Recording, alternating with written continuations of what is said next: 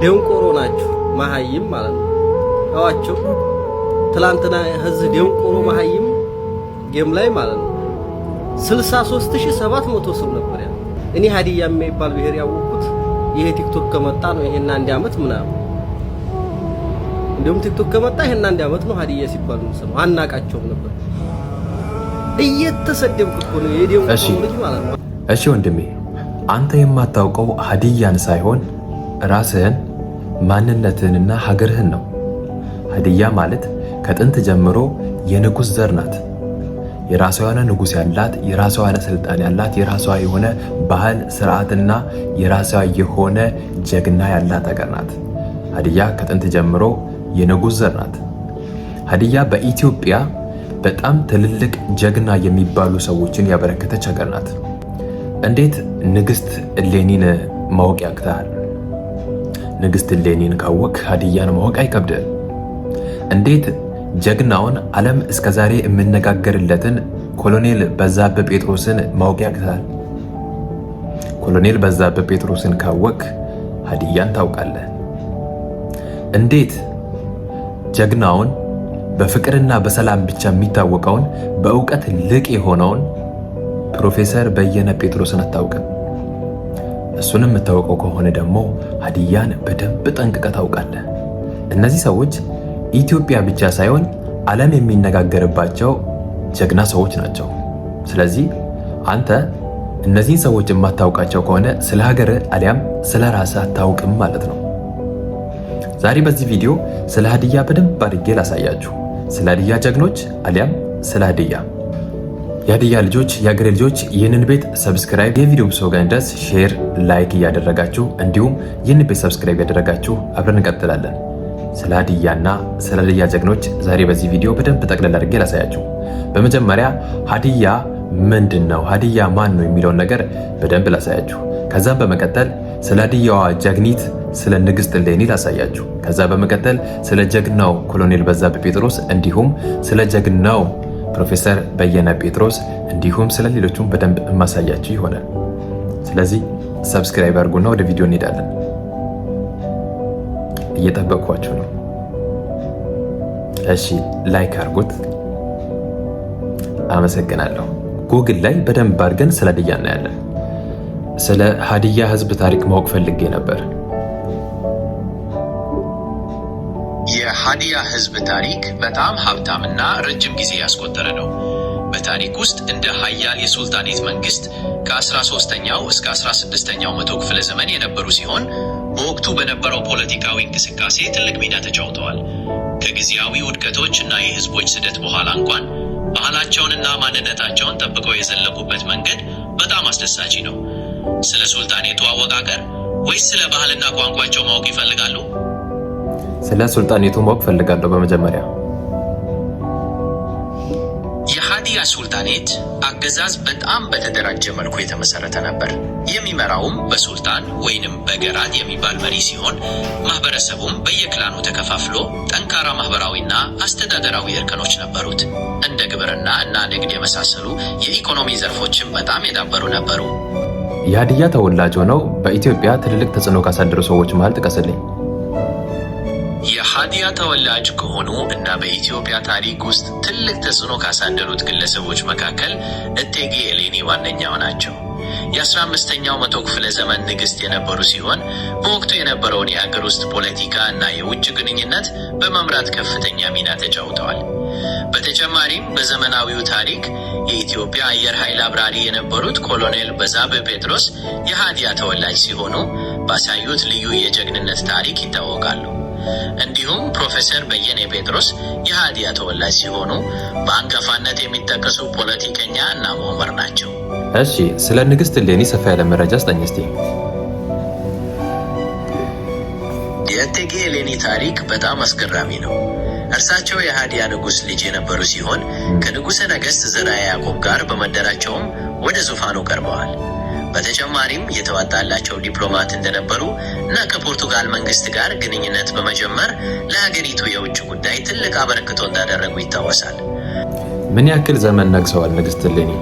እቴጌ እሌኒ ከንጉሠ ነገሥት ዘርዓ ያዕቆብ ዘመን ጀምሮ በነበረው የፖለቲካ ተሳትፎ ይታወቃሉ። እርሳቸው የንጉሠ ነገሥቱ ሚስት በመሆን በባዕደ ማርያም እና በሌሎችም ነገሥታት ዘመን የነበራቸውን ተሰሚነት ተጠቅመው ሀገሪቱን በብቃት ለመምራት ችለዋል። ስለ እርሳቸው የተለየ ጊዜያዊ ክንዋኔ ማወቅ ይፈልጋሉ? አዎ፣ ምን ነበር የተለየ ክንዋኔያቸው? እቴጌ ኤሌኒ ልዩ የሆነው ተግባራቸው ከፖርቱጋል መንግስት ጋር ግንኙነት መጀመራቸው ነው። በወቅቱ ከነበረው የኦቶማን እና የግብፅ ዛቻ ለመከላከል ከምዕራብ አውሮፓ ሀገራት ጋር ጥምረት ለመፍጠር ጥበብ የተሞላበት ዲፕሎማሲ ያካሂደዋል። ይህ ታሪካዊ እርምጃቸው ለኢትዮጵያ የውጭ ግንኙነት መሰረት መጣሉ። ስለ እርሳቸው የጻፉትን ደብዳቤ ወይም ሌላ ዝርዝር ማወቅ ይፈልጋሉ? ኦኬ፣ አመሰግናለሁ። እና ስለ ኮሎኔል በዛብህ በደንብ ዘርዝረ ንገረኝ እስቲ። ኮሎኔል በዛብህ ጴጥሮስ የኢትዮጵያ አየር ኃይል ታላቅ አብራሪ ሆነው ነው የሚታወቁት።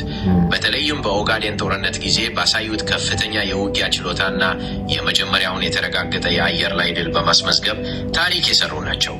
በኋላም በኢትዮጵያና ኤርትራ ጦርነት ወቅት ተሳትፈው አውሮፕላናቸው በጥይት ተመተው በመውደቁ በአስመራ ተይዘው እንደነበር ይታወሳል። የብቃትና የጀግንነት ምልክት ተደርገው የሚታዩ ሰው ናቸው። ስለ እርሳቸው ሌላ ምን ማወቅ ይፈልጋል? በሁለቱ ጦርነት ካደረጉት ውጪ የእሱ ጀግንነት የሚባለው ዓለም እስካሁን የሚነጋገርበት ነገር ምንድን ነው? ኮሎኔል በዛብህ ጴጥሮስ ዓለም እስካሁን የሚያወራው ስለ እርሳቸው የላቀ የውጊያ ችሎታ እና ማይበገር መንፈስ ነው። በተለይም በአየር ላይ ባሳዩት ድፍረት እና በቀጥታ በተጋረጠ አደጋ ውስጥ ያሳለፉት ተሞክሮ ለአየር ኃይል ባለሙያዎች እና ለታሪክ ተመራማሪዎች ትልቅ ትኩረት የሚሰጠው ነው። ይህንን የጀግንነት ታሪካቸውን በትክክል እንዴት ይገልጹታል? ዋው! እሺ፣ ስለ ፕሮፌሰር በየነ ጴጥሮስ ምን የምትለናለህ? ፕሮፌሰር በየነ ጴጥሮስ በጣም ተደናቂ ምሁርና የፖለቲካ ሰው ነበሩ። በአዲስ አበባ ዩኒቨርሲቲ በባዮሎጂ ዘርፍ ፕሮፌሰር በመሆን ለረጅም ዓመታት በርካታ ተማሪዎችን አስተምረዋል። በሳይንሳዊ ምርምሮችም ትልቅ አስተዋጽኦ አድርገዋል። ከዚህም ባሻገር ለብዙ ዓመታት በፖለቲካ ውስጥ በመሳተፍ ለዲሞክራሲ፣ ለሰላም፣ ለአንድነት ድምፃቸውን ሲያሰሙ ቆይተዋል። ስለ እርሳቸው የትኩረት አቅጣጫዎች በአካዳሚክ ወይስ በፖለቲከኛነት አኗኗራቸው ላይ ተጨማሪ ማወቅ ይፈልጋሉ? በፖለቲከኛነት ላይ እስቲ ያለውን መረጃ ንገረን። ፕሮፌሰር በየነ ጴጥሮስ በፖለቲካ ህይወታቸው ውስጥ በርካታ የተቃውሞ የፖለቲካ ፓርቲዎች በቅንጅት እንዲሰሩ አድርገዋል። እንደ መድረክ እና የኢትዮጵያ ፌዴራላዊ ዴሞክራሲያዊ ፎረም ባሉ ጥምረቶች ውስጥ መሪ በመሆን ሰላማዊ የፖለቲካ ትግልን አስተባብረዋል። ስለ እርሳቸው የፖለቲካ ፓርቲ ራዕይ ወይም ስለነበራቸው ሚና ተጨማሪ ማወቅ ይፈልጋሉ? የፕሮፌሰር በየነ በጣም ተወዳጅና የሚደነቁበት ልዩ ነገራቸው ምንድን ነው? ፕሮፌሰር በየነ ጴጥሮስ በተለይ የሚደነቁትና የሚወደዱት ለሰላማዊ የፖለቲካ ትግል የነበራቸው የማይናወጥ ቁርጠኝነት ነው። ሌላው የሚደነቅበት ጉዳይ በሁለቱም በአካዳሚክና በፖለቲካው ዓለም ላሳዩት ከፍተኛ ብቃትና አስተዋጽኦ፣ በተለይም በተቃውሞ ሰፈር ውስጥ ሆነው የውይይትና የትብብር ባህልን ለማስረጽ የነበራቸው አስተዋጽኦ ሁሌም ይታወሳል። ስለ እርሳቸው ሌላ ማወቅ የሚፈልጉት ነገር አለ? አመሰግናለሁ። እና ስለ ሀዲያ ህዝብ ጠቅለል አድርገህ ምን ትለናለህ? ብዙ ጊዜ ሀዲያ ህዝብ ፍቅር ነው ይባላል እና አንተ ምን ትነግረናለህ? የሀዲያ ህዝብ ሲነገር ፍቅርን አብሮ ይዞ የሚመጣ ነው የሚባለው ሙሉ በሙሉ እውነት ነው። ባህላቸው፣ አቀባበላቸውና መስተንግዷቸው ሁሉ ፍቅርን፣ አብሮነትንና መከባበርን የሚያንጸባርቅ እንደ አንድ ጠንካራና የተከበረ የኢትዮጵያ ህዝብ ከትውልድ ትውልድ ያቆዩት ሀብታም ታሪክና ልዩ ባህል አላቸው። ስለ እነርሱ ሌላ ማወቅ የሚፈልጉት ነገር ካለ ሁልጊዜም ለመወያየት ዝግጁ ነኝ። እስቲ የሀዲያ ህዝብን ለየት ያደርገዋል ከምትላቸው ነጥቦች ውስጥ የተወሰነ ጥቀስልኝ። የሀዲያ ህዝብን ለየት ከሚያደርጉት ዋና ዋና ነገሮች መካከል በተለይም የራሳቸውን ማንነትና የቋንቋ ሀብት ጠብቆ የቆዩበት መንገድ አንዱ ነው። በተጨማሪም ለረጅም ጊዜ የዘለቀ የሱልጣኔት ታሪክ ያላቸው ሲሆን ይህ ባህላቸውንና ማህበረሰባቸውን በመገንባት ረገድ ትልቅ ድርሻ ነበረው። ለየት የሚያደርገውን ሌላ ባህሪ ወይስ ታሪካዊ ክስተት ማወቅ ይፈልጋሉ? አመሰግናለሁ። ስለዚህ የሀዲያ ህዝብ የጀግኖች ሀገር ናት እያልከኝ ነው? አዎን የሃዲያ ህዝብ ለሀገሪቷ ታሪክ ትልቅ አስተዋጽኦ ያደረጉና በድፍረታቸው የሚታወቁ ጀግኖችን ያፈራ ማህበረሰብ ነው። የእነርሱ ታሪክ በአፈ ታሪክ እና በሰነዶች ውስጥ የሚነጸባረቀው የዚህ ማህበረሰብ ጥንካሬ እና መለያ ነው። ሌላ የጀግንነት ታሪክ ወይስ ለባህላቸው ማወቅ የሚፈልጉት ነገር አለ? አመሰግናለሁ። አያችሁ፣ የሀዲያ ህዝብ የሚታወቀው ጀግናና ደፋር። ሀዲዮስ ከቤራ ሲባል ስም ብቻ አይደለም። እዚህ ቲክታክ ላይ መጥተው ከቤራ የሚሉት ቅጥያ ሳይሆን ሀዲያ ነብር ህዝብ ነው። ሚዲያ ጎግል ሳይቀር ያውቃል።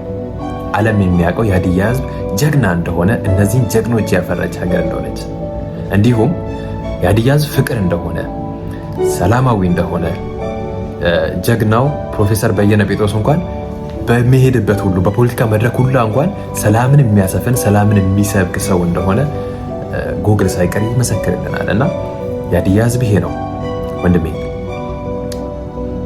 እና ሀዲያን አላውቅም ማለት ማንነትህን፣ የራስን ሀገር፣ ዘርህን፣ ታሪክን አታውቅም ማለት ነው። የሀዲያ ህዝብ ኩሩ ህዝብ ነው። የሀዲያ ህዝብ የሰላም የፍቅር ህዝብ ነው። የሀዲያ ህዝብ ጀግና ህዝብ ነው። ትላንት የንጉስ ህዝብ ነው፣ ዛሬም የንጉስ ህዝብ ነው።